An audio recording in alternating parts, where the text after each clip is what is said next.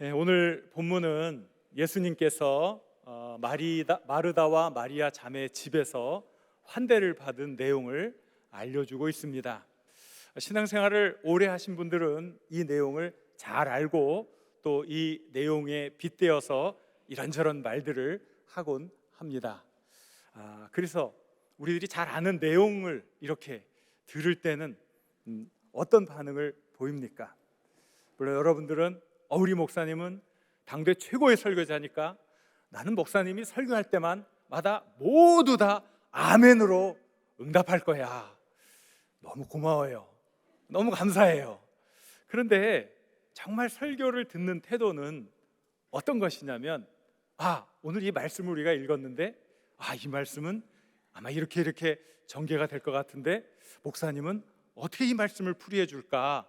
이렇게 생각을 하면서 이 설교를 들으면 설교 중에 무언의 대화가 이루어지는 거죠.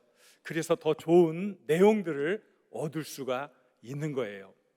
근데 우리들이 잘 아는 본문의 내용을 설교를 하게 되면 나 이거 잘 아는 거야 하고 생각을 합니다. 그런데 이게 선입견이 될 수가 있는데, 선입견은 종종 실체를 보지 못하게 하는 경우도 있습니다. 선입견이라는 게 뭐예요? 어떤 일에 대해서 직접 경험하기 전에 고정된 생각을 갖고 바라보는 건데, 모든 사람은 다 선입견을 갖고 있습니다. 그런데 이 선입견이 더 강해지면 뭐가 되시는 줄 아십니까? 두 글자로 줄어들어요. 그게 뭐겠어요? 편견이 되는 거예요. 편견은 잘못된 생각이죠. 한쪽으로 치우쳐서 공정하지 못한 견해를 갖게 되는 게 그게 편견이에요. 오늘 우리들이 정말 편견 없이 하나님의 말씀을 잘 배우는 것, 그게 중요하죠. 하나님의 말씀을 대할 때마다 늘 새롭게 여기 생명의 진리가 있군요, 여기 놀라운 은혜가 있군요 하고 반응할 수 있는 것, 이것이 은혜 받는 성도의 태도인 줄 믿습니다. 사랑하는 여러분, 오늘 잘 아는 말씀이지만 이 말씀 속에서 또 새로운 은혜를 발견할 수 있기를 우리 주님의 이름으로 간절히 축원합니다. 잘 알고 있는 내용이지만 반복하지 않을 수가 없네요. 예수님이 열심히 복음을 전하면서 이 마을 저 마을을 다니다가 이제 한 마을에 들어가게 되셨습니다. 예수님과 제자들은 열심히 복음을 전하느라 기진맥진했어요. 피곤했어요. 배가 고팠어요. 사람은 이렇게 정신적으로 육체적으로 기진맥진할 때 어떻게 해야 합니까? 음식을 먹어 영양분을 보충하고 피곤한 몸을 눕혀 안식을 취해야 새 힘을 얻는 것 아닙니까? 바로 이렇게 어렵고 힘들 때에 마르다가 등장하는 거예요. 마르다가 예수님과 12명의 제자들을 자신의 집으로 초대하는 거예요. 이 마르다가 얼마나 정신이 없었겠어요. 자, 예수님 주변에는 항상 예수님의 말씀을 사모해서 따라다니는 사람들이 있었지요. 최소한 몇 명이 늘 같이 있었죠? 최소한 12명. 예수님 제자가 12명이잖아요. 그런데 항상 12명만 따라다닌 건 아니잖아요. 많은 또 다른 제자들이 따라다닌 거예요. 좌우간 다른 사람들은 다 제껴두고 12명 제자 12명만 따라다녔다고 해도 장정 13명이에요. 갑자기 예약도 없이 들이닥친 그 식당 주방장의 상황을 한번 생각해 보세요. 식당 주인이 아이고 손님이 없어 안타까워해서 손님이 오기를 고대했는데 갑자기 단체 손님이 들이닥쳐가지고 나는 이거 해달라 한편으로는 기쁘지만 한편으로는 음식을 만드나고 어떻게 됐겠어요? 정신이 없는 거죠. 마르다는 지금 예약도 없이 들이닥친 단체 손님을 맞이하듯 예수님과 그 12제자를 자기 집으로 초청해 놓고 정신없이 음식을 준비하고 있었던 거예요. 그렇게 분주하게 손을 놀리고 있다가 갑자기 마리아가 안 보이네, 이런 생각이 들었던 거죠. 물론 마르다도 예수님을 잘 아니까 예수님을 만나서 반가워서 인사도 하고 이런저런 이야기를 나눌 수 있는 시간은 가져야 되겠지요. 그러나 이런저런 이야기를 나눌 시간도 충분히 지난 것 같은데 아직까지도 마리아가 여기 나타나지 않은 것이 너무나 이상했던 거지요. 그래서 마르다는 마리아를 찾으러 나갔던 거예요. 아니 도대체 이 애는 어디 간 거야? 바빠 죽겠는데 하고 찾으러 갔는데 마리아가 어디 있어요? 예수님의 발 앞에 앉아서 예수님의 말씀을 듣고 있었던 것 아니겠습니까? 마르다가 얼마나 이상한, 아니 얘가 아직도 여기 있네 하면서 급한 마음 때문에 더는 참을 수가 없었어요. 이 철없는 동생에게 이야기를 해봐야 아무 소용이 없겠다 생각하고 예수님께 직접 화살을 쏘아 올린 거예요. 주여, 제 동생이 저만 이렇게 일하도록 버려두는 게 옳은 일입니까? 주님이 좀 얘기해, 좀 야단을 쳐서 제 동생이 저를 좀 돕게 해주십시오. 마르다가 이렇게 이야기를 한 거예요. 예수님이 한 제자들에게 천국의 그 말씀을 해주고 있는데 마르다가 갑자기 등장해서 이런 얘기를 하니까 갑자기 긴장감이 돌았겠죠. 그 아름다운 천국의 이야기, 놀라운 설교가 갑자기 깨어졌겠죠. 그때 예수님이 뭐라고 말을 합니까? 마르다야, 마르다야. 여러분, 누가 어떤 일이 있을 때, 어떤 사건이 있을 때 그 사람에 대해서 이름을 2번 부르는 것과 1번 부르는 것은 어떤 어감의 차이, 어떤 뉘앙스의 차이가 있을까요? 그냥 마르다야 이게 아니라 마르다야, 마르다야. 예수님이 마르다를 부름에 있어서는 따뜻한 연민, 따뜻한 사랑, 그리고 예수님의 마음을 헤아리지 못하는 그 마르다에 대한 안타까운 마음이 거기 배어 있는 것을 알 수가 있지요. 그러니까 마르다야, 마르다야 하면서 사랑이 담긴 표정으로, 안타까운 심정으로 예수님이 마르다에게 얘기를 하는 거예요. 내가 정말 많은 일로 염려하고 근심하는구나. 그런데 내가 한 가지만 해도 충분하단다. 한 가지만 해도 충분하단다. 마리아는 이 좋은 편을 선택하였으니 이것을 빼앗기지 않을 것이다. 이렇게 이야기를 합니다. 이렇게 이 이야기는, 이 사건은 끝나버리고 맙니다. 마르다의 기대와는 달리 예수님은 마리아를 편드는 듯한 말씀을 해주셨어요. 그럼 마르다의 주장이 잘못된 것일까요? 여러분, 우리가 중요한 손님을 우리 집에 초대했는데 그분을 위해서 아직 아무런 준비도 해놓지 않아 안타까운 마음으로, 분주한 마음으로 열심히 음식을 준비해야 되는데 그 일을 돕지 않는 마리아가 과연 잘한 일입니까? 이런 저런 것을 살펴보아도 마르다의 주장은 너무나 정당한 것 같고 마리아의 행동은 몹시 우리를 거슬리게 하지 않습니까? 그런데 왜 예수님은 마르다의 청을 들어주지 아니하고 마리아가 더 좋은 것을 선택했다고 말씀해 주셨을까요? 오늘 우리는 이 사건 속에 담겨 있는 깊은 의미를 이렇게 끄집어 내보는 거예요. 어떤 사람들은 이것을 두 사람의 성격적인 차이를 가지고 설명을 하곤 합니다. 마르다와 마리아는 너무나 기질이, 성격이 다르다고 이야기를 하는 거예요. 마르다는 굉장히 외향적이고 주도적인 특징을 가지고 있습니다. 그 이름이 암시하는 게 있어요. 이 아람어로 주인을 뭐라고 그러냐면 마르라고 그래요. 마르. 근데 이거의 여성형 명사가 마르다예요. 그러니까 마르다는 무슨 뜻이에요? 여주인님, 그런 뜻이란 말이죠. 당당함이 그 이름 안에 있는 거죠. 마르다가 마리아를 돌보고 있는 것 같고 호레비인, 결혼했는지 안 했는지는 모르지만 호레비인 나사로도 같이 살고 있는 걸 보니까 마르다는 그 집안의 중요한 일들을 결정하는 위치에 있었던 것 같아요. 보통 한 가정에서도 마지, 장남이든 장녀든 마지가 하는 역할들이 있잖아요. 어떤 일들이 일어나면 그것에 대해서 생각하고 또 판단하고 동생들에게 야 이건 이렇게 해라, 그런 기회들이 점점 많아지니까 자연스럽게 리더십이 배양되게 됩니다. 그러니까 이 주도적인 마르다는 예수님과 예수님의 일행을 그냥 생각도 없이 겁도 없이 그저 반가운 마음으로 주님 우리 집에 오시지요, 저희가 대접해 드릴게요, 이렇게 당차게 이야기하지 않았을까 생각을 해보는 거예요. 반면에 마리아는 둘째나 막내가 가지고 있는 성격적 특징을 보이고 있어요. 내향적이죠. 앞에 잘 나서지 않으려고 하죠. 중요한 결정에 참여하지 않죠. 집안의 큰 일에도 크게 상관하지 않는 거예요. 집안에 중요한 손님이 왔으면 손님 접대하는 것이 가장 중요한 일인데 중요한 일에 별로 관심을 기울이지 않고 자기 관심사에 푹 빠져 있는 거예요. 대접하기 위해 열심히 부엌 일을 돕는 게 아니라 자기 관심사, 예수님 말씀 듣는데 푹 빠져 있는 거예요.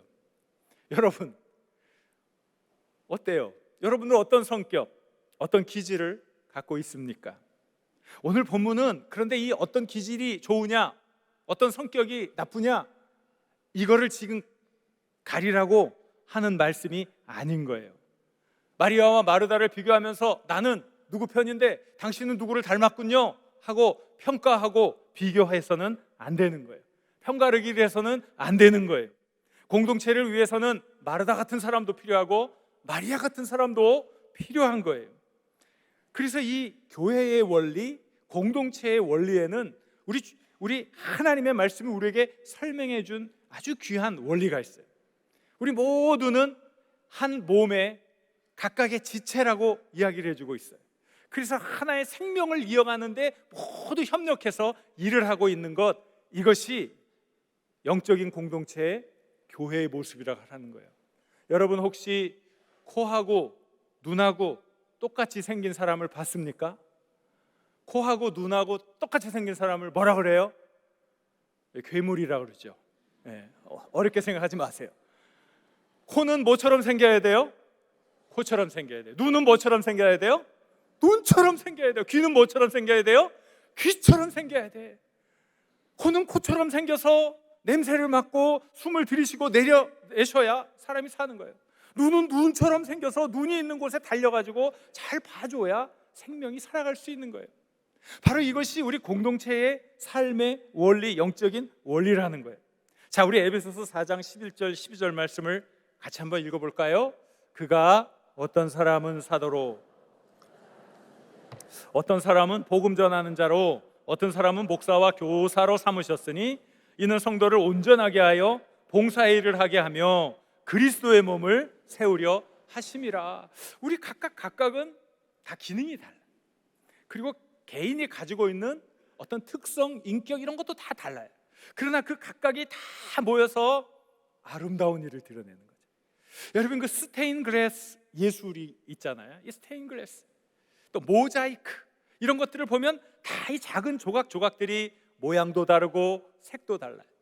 그러나 이 다양하게 다른 모양, 다른 색이 하나로 조화를 이루어 아름다운 예술 작품으로 탄생했을 때 그 아름다움은 참으로 놀라운 것 아니겠습니까? 바로 이것이 우리 교회의 원리, 또 이 사회에 부여해 주신 우리 하나님의 복이란 말이죠. 그러니까 우리가 다른 것을 인정하고 다른 것을 함께함으로 조화로 묶어내는 그러한 능력이 있어야 되죠. 자꾸 싸우고 갈등을 조장하고 다른 것을 부각시키고 그것이 아니라 각각의 장점을 하나로 모아 조화를 이루고 하나님이 기뻐하시는 선을 만들어 가는 것, 바로 그것이 우리가 해야 될 일입니다. 여러분들은 그렇게 하고 계시지요? 여러분들의 아름다운 개성이 서로를 사랑하고 서로를 높여주는 그 가운데 놀라운 열매를 맺게 될 줄로 믿습니다. 또 우리들이 이 본문의 사건을 자칫 깊이 있게 바라보지 못하다가 마르다를 실패자로 생각할 수가 있습니다. 그러면서 마르다가 했던 중요한 일의 중요성까지 우리들이 잘못 판단하는 경우가 있는 거예요. 마르다가 한 일은 너무나 중요한 일이에요. 또 타인들을 대접하는 일은 그 당시 이스라엘 사회에 있어서 매우 중요한 풍습 가운데 하나였습니다. 창세기에서도 보면 창세기 18장에 아브라함이 여호와를 수행하는 두 천사를 자기 집에 영접해서 대접한 사건이 있어요. 그런데 그것은 그 척박한 광야, 사막의 삶을 살아가는 사람들에게는 굉장히 중요한 일이요 목숨이 걸린 일입니다. 그래서 지금도 그런 곳에서 살고 있는 베두인들은 지나가는 길손들을 잘 대접하는 풍습이 아직도 남아 있습니다. 왜 그렇습니까? 이 사막이라는 곳 너무 척박한 곳이에요. 여행을 떠난 사람이 금방 불이 떨어지고 금방 음식이 떨어집니다. 생명의 위협을 느끼게 됩니다. 그때 그곳에 살고 있는 사람이 그 나그네를 자기 집으로 불러 음식을 먹여주고 재워주고 원기를 회복시켜 또 길을 떠나게 하는 거예요. 그것은 자기가 언젠가 낯선 곳을 헤매고 방황하고 목숨의 위협을 받을 때 자기도 누군가로부터 이런 보호를 받고 생명을 얻을 수 있다는 그런 생각이 있는 것이지요. 이렇게 아브라함이 하나님을 만나 잘 대접한 일을 히브리서 13장에서는 매우 중요한 믿음의 실천이라고 높이고 있습니다. 그러면서 너희들도 손님 대접하기를 잊지 마라 말씀하고 있어요. 손님을 잘 대접하는 것을 잘 했더니 글쎄 그 중에 내가 하나님을 섬기게 되었다, 하나님을 대접하게 되었다, 이 놀라운 복을 받게 되었다 하는 것을 말해주고 있습니다. 그리고 우리는 여기서 이 마르다가 한 일을 단지 손님 대접하는 일로만 보아서는 안 돼요. 이것은 무슨 것이냐면요, 실천을 말하는 거예요. 일을 말하는 거예요. 어떠한 공동체든지 모든 삶에는 실천이 있어야 돼요. 구체적인 행동이 있어야 돼요. 열매가 있어야 되는 거예요. 우리가 하나님의 말씀을 듣기만 하고 실천하지 않으면 그 믿음은 무슨 믿음이라고 그랬어요? 죽은 믿음이라고 했어요. 그러니까 이 실천이 없으면 안 되는 거지요. 마르다가 했던 일은 너무나 중요한 거예요. 교회가 제 기능을 발휘하고 선한 열매를 맺으려면 많은 일들이 원활하게 이루어져야 합니다. 많은 사람들의 수고와 헌신, 땀 흘림과 노력이 있어야 합니다. 사랑하는 여러분, 우리 교회의 65년의 아름다운 역사가 있기까지 바로 여러분들은 보이는 곳 보이지 않는 곳에서 성실하게 수고해 오셨어요. 헌신해 오셨어요. 그 여러분들의 수고, 그 여러분들의 헌신 위에 우리 교회가 이렇게 아름다운 성장을 하고 있는 거예요. 너무 귀한 일들을 잘 감당해 주셨습니다. 앞으로도 잘 감당해 주시기를 간절히 바랍니다. 그런데 마르다가 왜 주님으로부터는 그런 말씀을 들었을까요? 일 자체 때문이 아닙니다. 그 일을 하다가 본질을 잃어버렸던 거예요. 본질이 무엇입니까? 주님을 즐겁게 해드리는 것이 본질이었어요. 그런데 주님을 즐겁게 해드리기 위해 대접을 하다가 일이 잘 안 되고 일이 너무 많고 일손이 부족한데 철없는 동생은 자신을 돕지 않으니까 주님을 기쁘게 해야겠다는 그런 본질은 잃어버리고 원망이 나오는 거예요. 불평이 나오는 거예요. 좋은 의도로 시작했는데 이런저런 일들을 만나다 보니까 그 좋은 의도가 오히려는 다 사라져버리고 무엇을 위해 일을 하는지 모르는 형태가 되었던 거지요. 그래서 마르다는 주님께 투정을 부리고 마리아를 꾸짖어 달라고까지 청하게 되었던 것입니다. 자, 이건 진짜 있었던 일은 아닙니다. 제가 지어낸 이야기인데 지어낸 이야기니까 빨리 듣고 없애버리시면 됩니다. 제가 너무 사랑을 많이 받잖아요, 여러분들에게. 동의를 별로 안 하시는데 진짜예요. 그래가지고 어떤 교인들이 저한테 얘기를 한 거예요. 목사님, 이 무더운 여름을 잘 지내시려면 좀 보양식을 드셔야 되니까 어느 날 교회 식당으로 좀 오시지요. 저희가 잘 준비하겠습니다. 이야기를 들으니까 제가 얼마나 기쁘겠습니까? 얼마나 감사하겠습니까? 그래서 이제 그날 드디어 기대감을 가지고 교회 식당으로 딱 갔는데 있어야 할 요리는 없고 싸움만 있는 거예요. 깜짝 놀랐어요. 도대체 이게 무슨 일인가 했더니 어떤 분이 그래요. 그래도 한국 사람들은 옛날부터 이때 먹었던 것이 있는데 보신탕을 해드려야지. 그랬더니 어떤 분이 무슨 이 시대에 무슨 그걸 드시는 분이 있습니까? 삼계탕으로 해야 되지. 그리고 또 어떤 분이 그거보다 더 불포화 지방산이 포함된 오리가 낫지. 이래가지고 멍멍 꽥꽥 꽂고 막 이렇게 싸움만 하다가 아무것도 못했단 말이에요. 실제가 아니라고요. 실제가 아니. 제 마음이 얼마나 아프겠어요.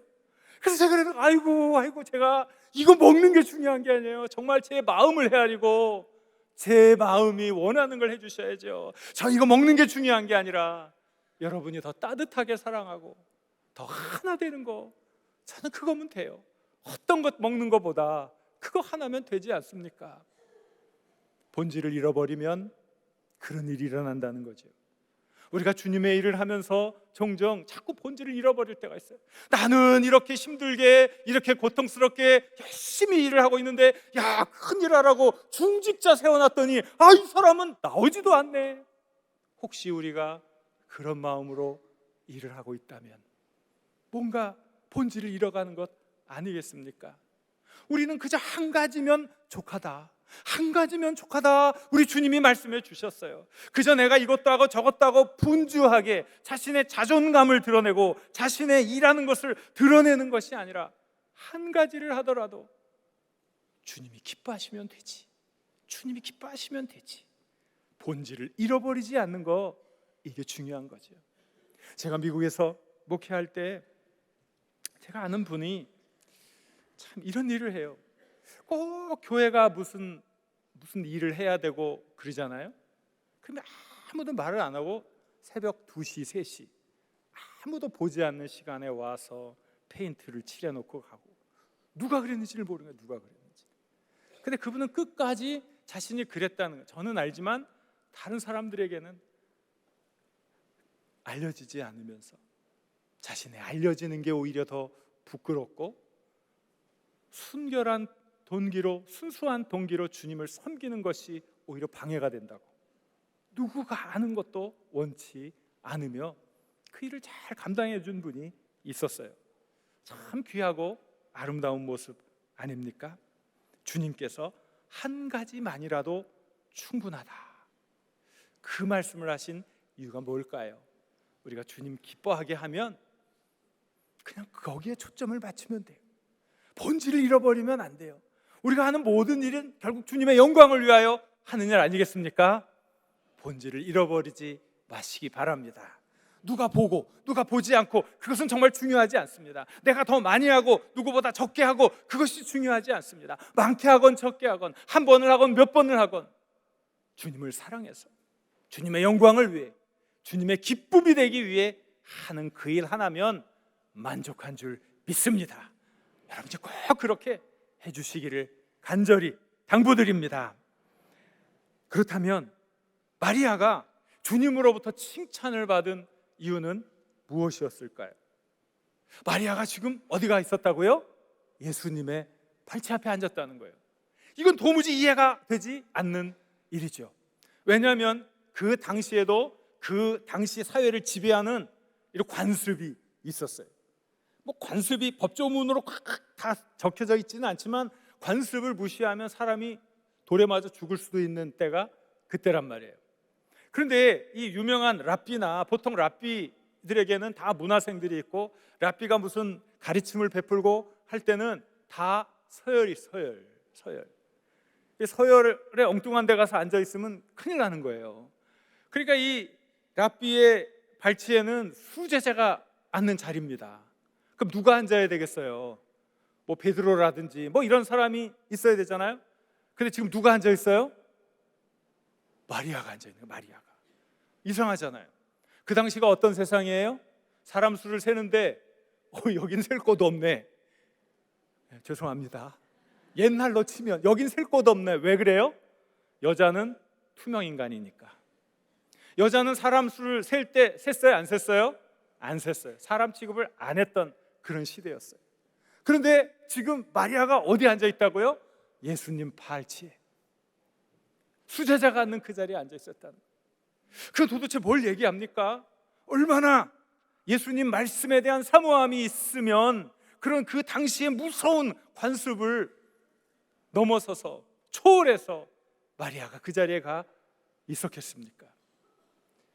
종종 사람이 정말 다급하고 더 어떠한 일에 대한 위기감이 있고 또 정말 이건 필요한 일이라고 생각할 때는 우리들이 가지고 왔던 질서를 잠깐 뒤로 밀어두고, 그래, 이런 비상 상황에서는 이런 일도 할 수 있어. 사람들이 공감하는 그런 게 있지 않습니까? 아마 그들이 보기에 이건 좀 무례한 행동이고 말도 되지 않는 일이야 할 수 있었지만, 그 마리아의 사모함, 마리아의 갈급함, 그 간절함이 그들도 이심전심으로 마음에 느껴져서 아무도 마리아가 그 예수님의 앞에 앉는 것을 방해하거나 저지하지 못했다는 사실을 생각해 볼 수 있지 않을까요? 하나님의 말씀, 주님의 말씀에 대한 간절함, 그 사모함, 그것을 붙잡았다는 게 우리가 마리아를 통해서 배워야 할 중요한 점이지요. 주님의 말씀이 왜 중요합니까? 주님의 말씀이 우리의 생명인 줄 믿습니다.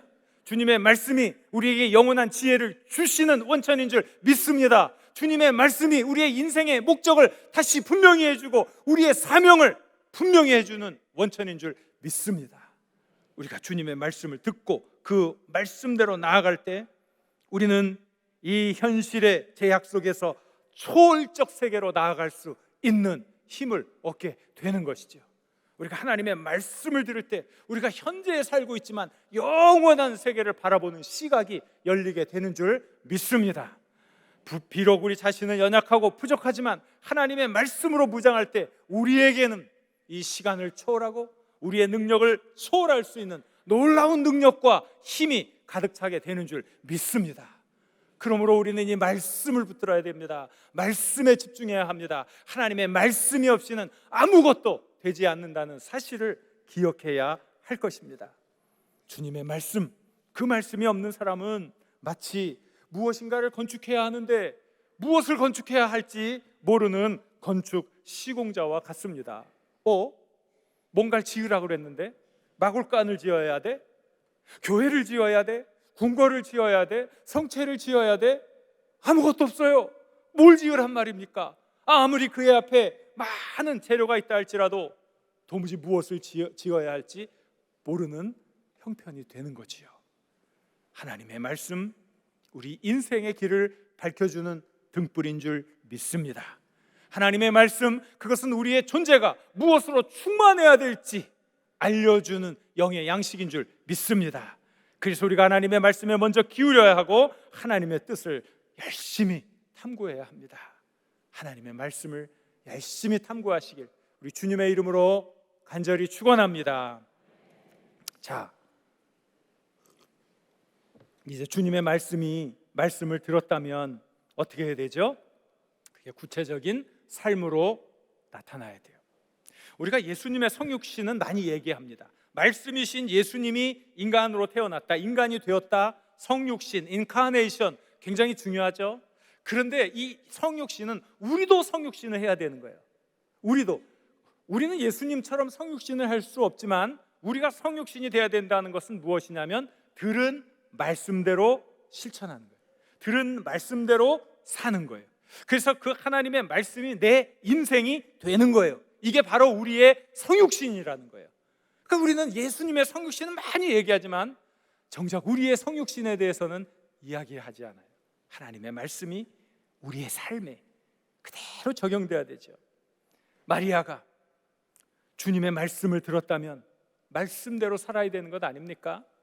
마르다가 속이 상해가지고 찾아와가지고 주님에게 막 그 얘기를 했을 때 마리아가 성숙한 사람이라면 예수님이 마르다에게 말을 하기 전에 먼저 얘기를 해야 돼요. 뭐라고 얘기를 해야 됩니까? 언니 미안해요. 나는 예수님의 말씀에 너무 갈급해서 내가 이제 예수님의 말씀을 들었어요.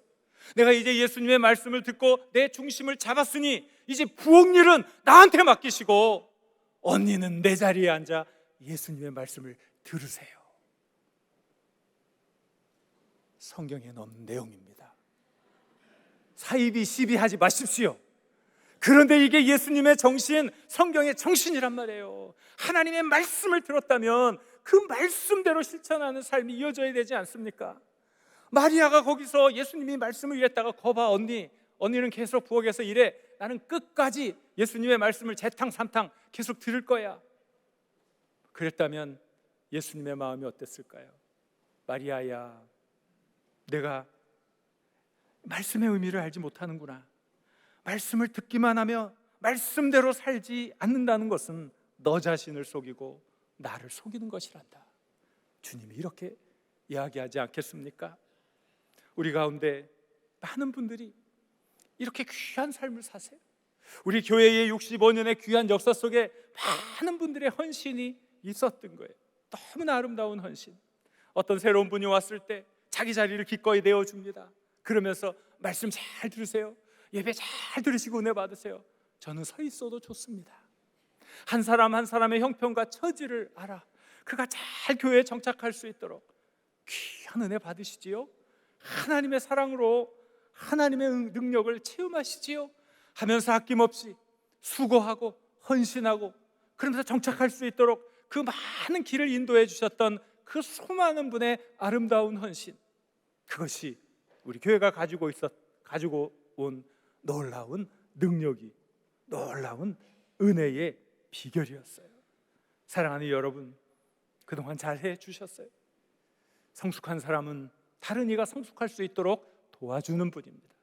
이 귀한 일들을 끝까지 잘 감당해 주시기를 바랍니다. 주님의 말씀이 공허한 울림이 되지 않고 여러분의 삶이 되고 인생이 되길 우리 주님의 이름으로 간절히 축원합니다. 하나님의 나라에도 그렇고 우리 교회도 그렇고 이 사회에도 그렇고 마르다 같은 사람도 필요하고 마리아 같은 사람도 절대적으로 필요합니다. 모든 이들이 각각의 개별적 특징을 소중히 여기고 그 소중한 각각의 특성들을 거룩하게 조화를 이루어 아름다운 선을 만들어가는 것, 그것이 우리를 향한 하나님의 뜻인 줄 믿습니다. 마르다처럼 열심히 일하시기를 바랍니다. 헌신하는 자, 하나님의 큰 사랑을 체험하게 될 줄로 믿습니다. 주님께 기쁨을 드리는 목적 하나면 됩니다. 또 마리아처럼 주님의 말씀에 귀 기울이시기를 바랍니다. 그 말씀이 우리의 운명을 바꾸어 줄 것입니다. 말씀대로 살려고 할 때 말씀이 곧 우리의 삶이 될 것입니다. 이 놀라운 은혜를 여러분의 삶 속에서 구체적으로 열매로 바꾸어 가시길 우리 주님의 이름으로 간절히 축원합니다. 주신 말씀을 생각하면서 우리 주여 한번 부르고 간절히 기도합니다. 주여.